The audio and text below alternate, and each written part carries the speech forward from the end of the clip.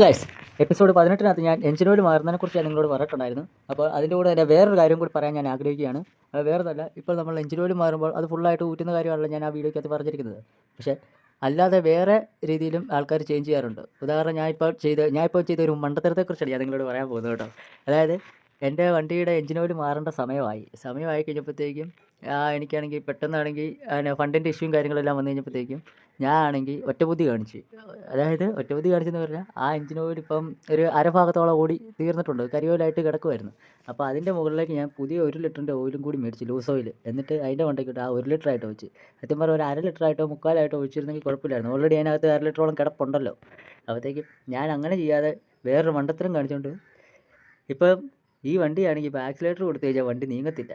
അതായത് നമ്മുടെ വണ്ടി കൺട്രോൾ ചെയ്യാൻ നിൽക്കത്തില്ല, വണ്ടി പതുക്കെയാണ് മൂവ് ആകുന്നത്. അപ്പോൾ ഒരിക്കലും ആരും അതുപോലെ ഒന്നും ചെയ്യരുത് കേട്ടോ. അപ്പോൾ അത് ചെയ്യരുതെന്ന് പറയാൻ വേണ്ടിയിട്ടാണ് ഞാൻ ഇപ്പോൾ ഇങ്ങനെ ഒരു വീഡിയോ ചെയ്തത്. ഞാനോ കാണിച്ച്, അപ്പോൾ ഇനി നിങ്ങളായിട്ട് ഇനി ഇങ്ങനെയൊന്നും കാണിക്കരുത്. 1 ലിറ്ററിൻ്റെ മണ്ടയ്ക്കോട്ട് നമ്മൾ എന്നാ ഒരു ഇതുപോലെ ഒഴിക്കില്ല കേട്ടോ. 1/2 ലിറ്റർ കിടപ്പുണ്ടെങ്കിൽ കുറച്ചും കൂടി ഒഴിക്കാമല്ലോ. എന്നിട്ട് പിറ്റേ ദിവസം നമ്മൾ നല്ലപോലെ വായിച്ച് ഒഴിക്കുക, അല്ല ലൂസ് ഓയിൽ മേടിച്ച് ഒഴിക്കുക എടുക്കണം. കിടക്കുന്ന ഓയിലിൻ്റെ മണ്ടയ്ക്കോട്ട് ഒരിക്കലും ഓയിൽ ഒഴിക്കാൻ പാടില്ല എന്നാണ് ഞാൻ നിങ്ങളോട് മെയിനായിട്ട് പറഞ്ഞു വരുന്നത്.